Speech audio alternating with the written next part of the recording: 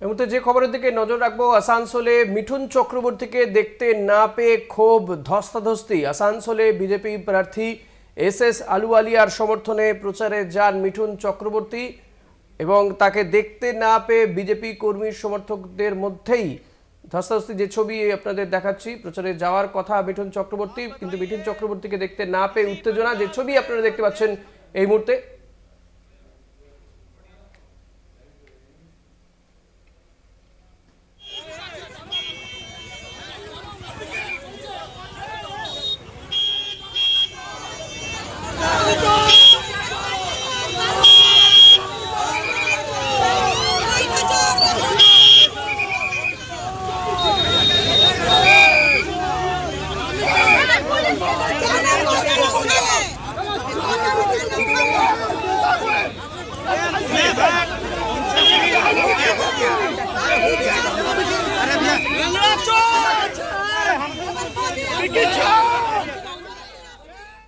পবিত্র বন্দ্যোপাধ্যায় রয়েছেন আমার সঙ্গে টেলিফোনে। পবিত্র, ঠিক কি ঘটেছিল? কেন এই ধস্তাধস্তি পরিস্থিতি, বিশৃঙ্খলা কেন?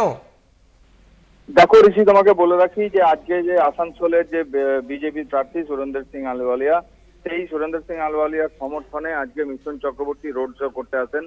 এবং তোমাকে বলে রাখি, এই মিঠুন চক্রবর্তীকে দেখার জন্য রাস্তার সব ধারেই যেমন সাধারণ মানুষরা মিঠুন চক্রবর্তী দেখার জন্য অপেক্ষা করছিলেন, ঠিক যেখানে গন্তব্যস্থল ছিল আসানসোলের মহিশতলার বটতলা বাজার, সেই বটতলা বাজারে মিঠুন চক্রবর্তী যা রোড শো এর শেষ প্রোগ্রাম ছিল।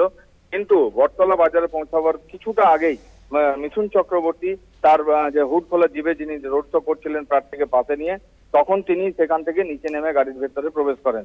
এবং তারপরেই বটতলা বাজারে যখন মিঠুন চক্রবর্তী পৌঁছায়, তখন মিঠুন চক্রবর্তীকে না দেখতে পেয়ে যারা স্থানীয় মানুষ তারা দেখতে চেষ্টা করে যে মিঠুন চক্রবর্তী কোথায় আছে, বা তাকে হাত দেখায়। যখন দেখতে পায় যে তারা সেই মিঠুন চক্রবর্তীকে তারা দেখতে পায়নি এবং হুড খোলা জিভে কেবল প্রার্থী দাঁড়িয়ে আছে, তখনই তারা ক্ষোভে বিক্ষোভে ফেটে পড়ে। এবং তারা এতটাই উত্তেজিত হয়ে পড়ে যে মিঠুন চক্রবর্তী না থাকার ফলে বিজেপি কর্মী সমর্থকদের সঙ্গে তাদের একটা খণ্ডযুদ্ধ শুরু হয়ে যায়। এবং বিজেপি কর্মী সমর্থকরা যখন তাদের আটকাতে যায়, তখন তাদের সঙ্গে বিশাল একটা খণ্ডযুদ্ধ বাঁধে।